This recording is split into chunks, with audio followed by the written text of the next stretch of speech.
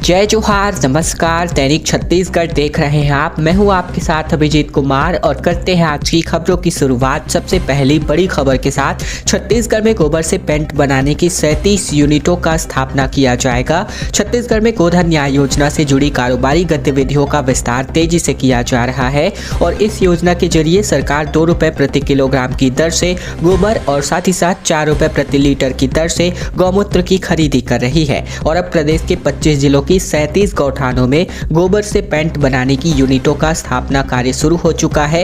रायपुर, दुर्ग और कांकेर जिले की 5 गौठानों में इस तरह का पेंट बनाया जा रहा है। ये जानकारी मुख्यमंत्री निवास में आयोजित गोधन न्याय योजना के मासिक भुगतान के लिए आयोजित वर्चुअल समारोह में दी गई। बताया गया कि वर्तमान में गोबर से प्राकृतिक पेंट बनाने के लिए 5 यूनिटें लगाई जा रही हैं। इनमें से रायपुर और दुर्ग जिले के गौठान में 2 तथा कांकेर के चारामा स्थित गौठान में 1 यूनिट संचालित है। साइबर सेल ने ढूंढे 25 लाख के 120 गुम हुए मोबाइल फोन। प्रदेश के अलग अलग जिलों से बरामद किए गए हैं ये फोन, जिसको पुलिस ने उनके मालिकों के वापस लौटा दिए हैं। छत्तीसगढ़ के कोंडागांव जिले में साइबर सेल की टीम ने गुम हुए 120 मोबाइल फोन को ढूंढ निकाला है। प्रदेश के अलग अलग जिलों से सभी मोबाइल फोन को बरामद किया गया है। बरामद मोबाइल फोन की कीमत तकरीबन 25 लाख रुपए बताई जा रही है। पुलिस ने मोबाइल मालिकों को उनके फोन लौटा दिए हैं और कुछ महीने पहले भी साइबर सेल की टीम ने तकरीबन 100 से ज़्यादा गुम हुए फ़ोन को ढूंढकर उनके असल मालिकों के पास वापस लौटा दिया था। छत्तीसगढ़िया ओलंपिक के आखिरी दिन खेलों में जबरदस्त उत्साह देखने को मिला। बच्चों से लेकर के बुजुर्गों ने अपना दमखम छत्तीसगढ़िया ओलंपिक को यहां पर दिखाया। इसके अलावा बात करें तो प्रदेश में छत्तीसगढ़िया ओलंपिक 2022-23 का आयोजन किया गया। 8 जनवरी को शुरू हुए इस ओलंपिक का आयोजन 10 जनवरी तक किया गया। इसमें गिल्ली डंडा, पिट्ठूल, साथ ही साथ संखली, लंगड़ी दौड़ और इसके अलावा कबड्डी, खो खो, रस्साकसी, बांटी, साथ ही साथ यहाँ पर बिल्लस, फुगड़ी, गेड़ी दौड़, भावड़ा, साथ ही साथ 100 मीटर दौड़ और लंबी कूद आदि खेल प्रतियोगिताएं हुई। इस राज्य स्तरीय आयोजन में प्रदेश के सभी जिलों से लगभग 1900 प्रतिभागियों ने भाग लिया। फोटो के माध्यम से आप यहां पर देख सकते हैं, वीडियो चलचित्र के माध्यम से देख सकते हैं और किस प्रकार का यहां पर माहौल रहा, इसका अंदाजा भी आप यहां पर लगा सकते हैं। 10 रुपए के सिक्के नहीं लेने पर अब केसेस दर्ज होने वाले हैं और ये शिकायतें लगातार रायपुर से रोजाना सामने आ रही हैं कि 10 रुपए के सिक्के लिए नहीं जा रहे हैं दुकानदारों के द्वारा। इसके अलावा रायपुर में तकरीबन 6 सालों से लेन देन बंद है। ये नहीं चलता कहकर कारोबारी इसको लेने से मना करते हैं। रायपुर की दुकानों पर 10 के सिक्के भारतीय मुद्रा ही नहीं माना जाता। जब भी कोई ग्राहक 10 का सिक्का देता है तो सामने से दुकानदार यही कहता है कि ये नहीं चलता। अब इस मामले पर जिला प्रशासन सख्त रुख अपना सकता है। रायपुर के कलेक्टर ने ये तक कहा है कि अगर कोई आरबीआई की जारी मुद्रा को लेने से इनकार करेगा तो उनके खिलाफ एफआईआर या फिर मामला दर्ज किया जा सकता है। समझिए कि बाजार में हालचाल। दरअसल बात करें तो यहाँ पर राजधानी में तकरीबन 5 से 6 सालों से तकरीबन 10 रुपए के सिक्कों का लेन देन बंद है। चौंकाने वाली बात यह है कि इन सालों में अब तक प्रशासन की ओर से किसी भी कारोबारी पर कोई कार्यवाही नहीं की गई है। इसके अलावा रायपुर में आरबीआई का स्टेट ऑफिस है, वहाँ के अफसरों को भी इस बात की जानकारी मिलती रही है, मगर अभी तक उन्होंने इसके लिए कोई ठोस कदम नहीं उठाया है। लेकिन अब जाकर कार्यवाही की बात प्रशासन के समक्ष रखी गई है और प्रशासन ने भी इस पर हामी भरी है। साथ ही साथ अब कारोबारियों, साथ ही साथ जो भी इन सिक्कों को लेने से इनकार करेंगे, इन पर कार्यवाही की बात कही जा रही है। छत्तीसगढ़ में ठंड से चौथे दिन लगातार तीसरी मौत हो गई है। शराब पीकर खुले आसमान के नीचे पहाड़ी कोरवा युवक सोया हुआ था, जिसकी सुबह यहां पर मौत हो गई और ये मामला हुआ है बलरामपुर रामानुजगंज जिले में, जहां पर राजपुर थाना क्षेत्र के अंतर्गत ठंड से एक व्यक्ति की मौत का मामला सामने आया है। ग्राम झिंगो में एक पहाड़ी कोरवा युवक की मौत हो गई है, जिसके बाद प्रदेश में ठंड से मौत का आंकड़ा 3 पर जा पहुंचा है। यहाँ न्यूनतम तापमान 5 से लेकर 6 डिग्री के बीच बना हुआ है। इसके पहले अंबिकापुर में भी ठंड लगने से एक व्यक्ति अनेस गोस्वामी की मौत हो गई थी। वहीं मैनपाट में भी उदयपुर के करमहा गांव के निवासी बनवारी मझवार की मौत के कारण ठंड के कारण यहां पर मौत हो गई थी। इसके अलावा सरगुजा संभाग की इस बार की यह लगातार तीसरी घटना है। इसके अलावा बात करें तो इस प्रकार के ठंड से हालचाल यहां पर हम आपको रोज बताते रहते हैं। तो अगर आप हमारे चैनल पर नए हैं तो चैनल को सब्सक्राइब करना मत भूलिएगा। साथ ही साथ घंटी को दबाकर ऑल नोटिफिकेशन को भी आपको इनेबल कर लेना है ताकि प्रतिदिन की महत्वपूर्ण खबरें, छत्तीसगढ़ के समाचार बिना किसी रुकावट रोजाना हम आप तक पहुंचा सके। रायपुर शहर की पहली स्मार्ट बस्ती का महापौर एजाज ढेबर ने लोकार्पण किया है और ये खबर आ रही है हेमू कल्याणी वार्ड के अंतर्गत बात करें तो अभी तक साईनगर भाटापारा शहर की पहली स्मार्ट बस्ती बन चुकी है। यहाँ की नालियों को कवर करके दीवारों पर सुंदर चित्रकारी करके सुंदर स्वरूप दिया गया है। गलियों में पेवर ब्लॉक लगाए गए हैं। स्मार्ट बस्ती का वार्ड पार्षद बंटी होरा ने स्वयं की राशि से लोकार्पण कराया है। महापौर एजाज ढेबर ने शहीद हेमू कल्याणी वार्ड की स्मार्ट बस्ती का लोकार्पण किया। महापौर एजाज ढेबर ने शहर जिला कांग्रेस कमेटी के अध्यक्ष गिरीश दुबे, वार्ड पार्षद बंटी होरा के साथ मिलकर शहर की पहली स्मार्ट बस्ती का लोकार्पण किया। इस मौके पर महापौर एजाज ढेबर ने कहा, वार्ड वासियों की मांग पर बची हुई गलियों में भी यह कार्य कराया जाएगा। श्री ढेबर ने वार्ड पार्षद के अनूठे पहल की सराहना भी की है। विदित हो कि भाटापारा की साईनगर बस्ती का सौंदर्यीकरण करके दीवारों पर 3D पेंटिंग के माध्यम से एक से बढ़कर एक सुंदर कलाकृतियों को दीवारों पर चित्रित किया गया है। भूपेश बघेल को कॉपियों से तौला गया। चैम्बर के सम्मेलन में नई घोषणाएं मुख्यमंत्री के द्वारा की गई, जिसमें कॉरिडोर बनाने की बात 1000 एकड़ जमीन पर करी गई। पोरा और मुरमुरा का मंडी शुल्क माफ करने की घोषणा भी मुख्यमंत्री भूपेश बघेल के द्वारा हुई है।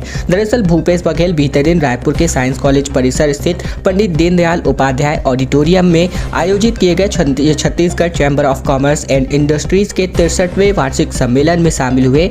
यहाँ व्यापारियों ने मुख्यमंत्री को कॉपियों से तौला।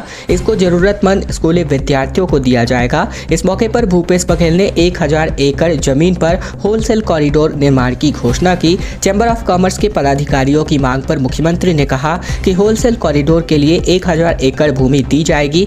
इसके लिए अगले आने वाले 3 से 4 महीने में इसका निर्माण कार्य भी शुरू कर दिया जाएगा। मुख्यमंत्री ने कहा कि पोहा और मुरमुरा का मंडी शुल्क माफ करने की अधिसूचना 1 सप्ताह के अंतर्गत जारी कर दी जाएगी। उन्होंने कहा कि आवासीय प्रयोजन हेतु सुरक्षित भूमि में संचालित व्यावसायिक गतिविधियों का विनियमितीकरण किया जाएगा। छत्तीसगढ़ में मौसम की सटीक जानकारी के लिए राज्य का पहला डॉपलर रडार बनने वाला है। रायपुर में दिसंबर से मौसम की सटीक जानकारी इसके माध्यम से मिलेगी। 1-2 घंटे का पूर्वानुमान भी यहां पर मौसम विज्ञान विभाग द्वारा इस डॉपलर रडार के माध्यम से जारी होगा। दरअसल बात करें तो क्लोनोनोर्मल क्लाउड यानी कि मौसम के स्थानीय प्रभाव व लोकल सिस्टम से बने बादलों के कारण कहीं भी कभी भी अचानक बारिश कराने वाले बादलों की जानकारी अब 1 से 2 घंटे पहले ही मिल जाएगी। कहां पर किस जगह पर किस तरह के बादल बनेंगे और उनसे कहां बारिश हो सकती है, इस बात का पूर्वानुमान पहले 1 से 2 घंटे पहले का पूर्वानुमान छत्तीसगढ़ में नहीं हो पाता। और ऐसे में रायपुर में लगने वाले डॉपलर रडार से मौसम विज्ञान विभाग के पास अब यह सुविधा मिल जाएगी कि 1 से 2 घंटे का भी पूर्वानुमान कैसा होगा।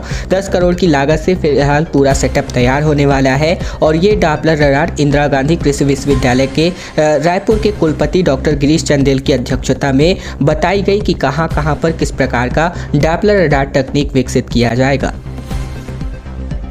10वीं और 12वीं के छात्रों को जनवरी से साइकोलॉजिकल काउंसलिंग की सुविधा मिलने वाली है और 24 घंटे विद्यार्थी फोन कर सकते हैं और अपनी मनोवैज्ञानिक भावनाओं का बात भी यहां पर किया जा सकता है इस फोन कॉल के माध्यम से। दरअसल 10वीं और 12वीं के छात्रों को अब मौजूदा माह से ही साइकोलॉजिकल काउंसलिंग की सुविधा दी जाएगी। इसकी शुरुआत फरवरी महीने के पहले हफ्ते से होनी थी, लेकिन अब काउंसलिंग को पहले ही प्रारंभ कर दिया गया है छात्रों की भविष्य को देखते हुए। ऐसे में बात करें तो छात्रों को परीक्षा से पर्याप्त वक्त पहले सहायता मिल सके और वे पढ़ाई संबंधित समस्याओं का हल वक्त पर प्राप्त कर सके, इसके लिए इसे समय से पहले ही शुरू कर दिया गया है। इसके लिए टोल फ्री नंबर भी जारी किया गया है। जारी नोटिस में सीबीएसई ने कहा है कि ऐसा पहली बार हो रहा है जब कोविड महामारी के बाद सीबीएसई 10वीं और 12वीं की परीक्षाएं फिजिकल मोड में एक ही टर्म में आयोजित कर रही हो। एक बड़ा खुलासा हुआ है ईज ऑफ लिविंग को लेकर के। दरअसल सर्वे में फीडबैक का फर्जीवाड़ा जो है निकलकर सामने आ रहा है। रायपुर के लिए रैंक को बढ़ाने के लिए एक ही मोबाइल नंबर के माध्यम से 150 से भी ज़्यादा एंट्री हर एक मोबाइल से की गई है और ये घपला एक प्रकार से सामने आ रहा है। केंद्रीय शहरी मंत्रालय की ओर से देश के 264 शहरों में चल रहे ईज ऑफ लिविंग के सर्वे में फीडबैक का फर्जीवाड़ा सामने आ रहा है। इस सर्वे में अब तक 81,49,000 से अधिक ऑनलाइन सर्वे फॉर्म फॉर्म भरे गए हैं, जिनमें भोपाल और बेंगलुरु समेत 10 शहरों से ही लगभग 46,87,000 से तकरीबन अधिक 60% फीडबैक फॉर्म मिले हैं। कुछ शहरों में काफ़ी अधिक संख्या में फीडबैक फॉर्म आने के बाद केंद्रीय मंत्रालय के स्तर पर ही पड़ताल करवाई गई तो ये फर्जीवाड़ा सामने आया है। ज़्यादा फीडबैक वाले शहरों में ऐसे दर्जनों मामले हैं जिनमें एक ही मोबाइल नंबर और IP एड्रेस से 150 फॉर्म भर दिए गए हों। मंत्रालय की ओर से इन शहरों को ऐसे फीडबैक रोकने की सख्त हिदायत भी दी गई है। साथ ही संकेत मिले हैं कि ऐसे फर्जी फीडबैक फॉर्म सबमिट करने के लिए आर्टिफिशियल इंटेलिजेंस यानी कि AI तकनीक से इन सभी फॉर्म्स को निरस्त किए जा रहे हैं ताकि किसी भी प्रकार का फर्जीवाड़ा होने से रोका जा सके और जो सही यहाँ पर रैंकिंग है वो देखी जा सके। जिला अस्पताल में पहली बार 22 बेड का ICU यहां पर निर्मित होने जा रहा है। कैंसर पैरालिसिस के मरीज भर्ती होंगे, गंभीर रोगियों का फायदा होगा और सीनियर डॉक्टर को इस प्रकार की जिम्मेदारी सौंपी गई है। दरअसल civil surgeon doctor Anil Kumar Gupta के मुताबिक कोविड-19 में मिले संसाधन को वार्ड में बदलने का अवसर मिला। उन्होंने जिला अस्पताल में सिम्स की तर्ज पर ICU वार्ड तैयार करके हेल्थ के बड़े अधिकारियों से बातचीत की है। सहमति मिलने के बाद यहाँ दूसरे माले पर इसको तैयार करवाया गया है। जिला अस्पताल में पहली बार ICU वार्ड तैयार किया गया है और यहाँ दूसरे माले पर इसकी व्यवस्था शुरू की गई है। 23 सालों बाद जिला अस्पताल में गंभीर रोगियों को इलाज मिलेगा। 2 दिन पहले शुरू हुए वार्ड में कैंसर और पैरालिसिस के मरीज भर्ती हैं जिनका इलाज किया जा रहा है।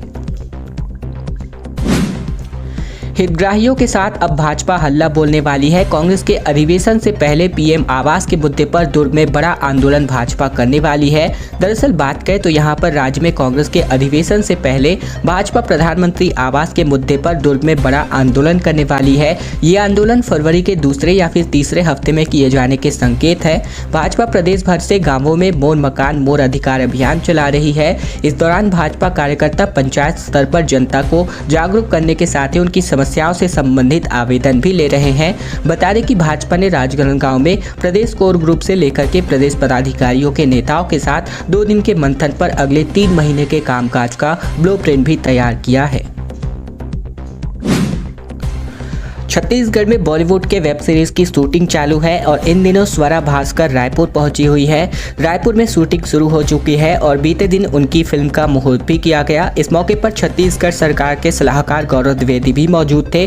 पूजा के बाद क्लैप देकर के फिल्म की शूटिंग स्टार्ट की गई है और फिलहाल स्वरा भास्कर छत्तीसगढ़ के रायपुर पहुंची हुई हैं बॉलीवुड वेब सीरीज की शूटिंग के लिए। खैर दोस्तों, आज की खबरों का सिलसिला बस ये तक का था। वीडियो अगर आपको पसंद आए तो वीडियो को लाइक करना मत भूलेगा। चैनल पर नए हैं तो चैनल को सब्सक्राइब कर दीजिएगा ताकि प्रतिदिन महत्वपूर्ण खबरें छत्तीसगढ़ समाचार हम आप तक रोजाना